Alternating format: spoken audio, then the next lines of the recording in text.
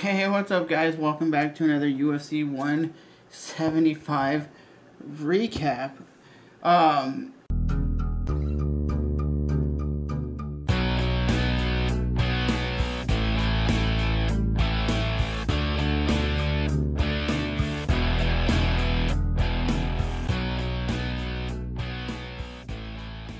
To me, I love how Ronda Rousey dominates fighters, but to me, it kind of gets stale just to see the same fighter winning and winning. You're like, okay, Ronda Rousey's versus this next person, and all you know is Ronda Rousey's going to win. There's no competition for Ronda Rousey. It's the same thing like everybody when Chris Weidman fought Anderson Silva, everybody's like, well, Anderson Silva's just going to whoop his ass, easy. No question. Anderson Silva versus Nick Diaz. Anderson Silva's going to whoop his ass, easily. That's how the fighters are. Is Ronda Rousey the best pound-for-pound women's fighter in the world? Yeah, she really is. She is the best fighter that's ever laced the gloves at 135.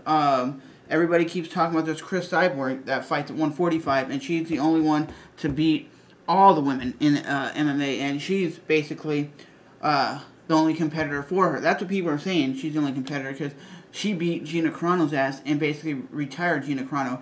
Is Ronda Rousey going to be one of those Fedor Emelianenko type fighters to go like 45-0? I don't know. I think there's going to be somebody out there that shocks the world. To me, it's kind of crazy how Ronda Rousey beat Alexis Davis so quickly. I was expecting this fight to be a lot more competitive than it is. But I'll say this. Fighters are dumb.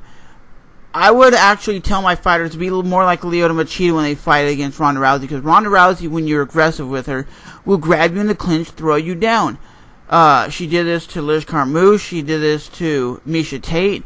She did it to Alexis Davis. But she brutally knocked out Alexis Davis with the BKO. Alexis Davis didn't even know where the hell she was. I've never seen a fighter so knocked out. Even the referees are saying the fight's over, and she's going, like, wait, what? The fight didn't even... what? She was knocked out. She was out on her feet. And I really don't know who's next for Ronda Rousey. The only person I could say is Chris Cyborg, because that's the only people that people are talking about that needs to fight Ronda Rousey. Because she's the only one that has the skill set of Ronda Rousey. She's the only one that could hang and bang with Ronda Rousey. Other than that, I don't see any other women in the UFC that's going to come close. Next fight for Ronda Rousey is a complete ass whooping. That's what I see. Do you guys think this is Ronda Rousey's last fight? Let me know in the comment section below. And do you think Ronda Rousey is very hungry as a fighter? Or do you think eventually, going on this elaborate 9-fight win streak, you're just going to get bored of competing? Because look at Anderson Silva, for example. He got to a point where he was just bobbing and weaving and not doing a whole lot. When he first fought Chris Lieben in the UFC, dominated that guy. Fought Rich Franklin twice, dominated him. And then he got to the point he was just bobbing and weaving and dancing around. So, what do you think's next for Ronda Rousey? Is it really Chris Cyborg? Is it retirement? Let me know in the comment section below. So I really don't know what to say about this Chris Weidman title fight. It happened the way I thought it would happen. Chris Weidman would go for takedowns because he's a wrestler, and he didn't want to stand and bang with Lyoto Machida. Who wants to stand and bang with Lyoto Machida? Not a lot of fighters, because Lyoto Machida is a very aggressive fighter on the feet. And I don't know if it was the fourth or...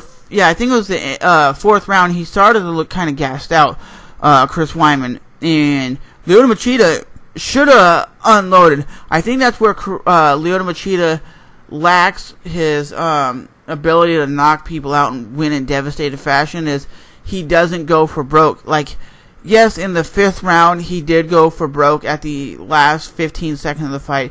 You see Lyoto Machida open up and really start to dominate the fight with elbows and knees and punches and bunches. If he would have had a little bit more time, maybe about a minute, I think he could have knocked out Chris Weidman and we would have a new champion. But Lyoto Machida did push Chris Weidman, but it's the thing.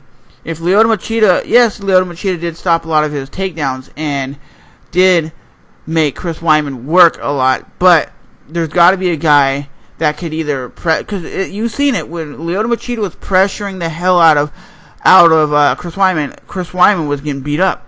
So, with that being said, are you guys surprised on what happened with the Lyoto Machida fight and the Ronda Rousey fight? Because everybody's like, well, Ronda Rousey's going to win. Ronda Rousey would win. There's got to be a point where somebody's going to come in there and shock the world and knock Ronda's ass out. Or at least take her to the distance and beat her that way. There's got to be somebody. I mean, it gets to the point it kind of gets boring to seeing the same fighter do the same shit over and over. Okay, I judo throw you down. I punch you in the head. I judo throw you down.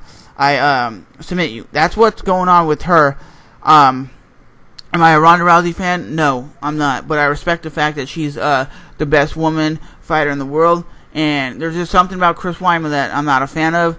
And why didn't they have the Uriah Faber fight on the pay-per-view? That fight was sick. That dude even said he would fight his own teammate, TJ Dillashaw, if it came down to it. That would be a hell of a fight right there. I still think Uriah Faber is the best pound-for-pound guy in that weight class because every guy he's fought besides Hannah Burrell, he's annihilated, make them look garbage. And I want to give Uriah Hall props because he did fight with a broken toe and was still kicking ass. That fool's a beast. But with that being said, I will see you guys soon. Remember, tomorrow is the BJ Penn fight. So check that out, and I'll see you guys soon. Thanks for watching.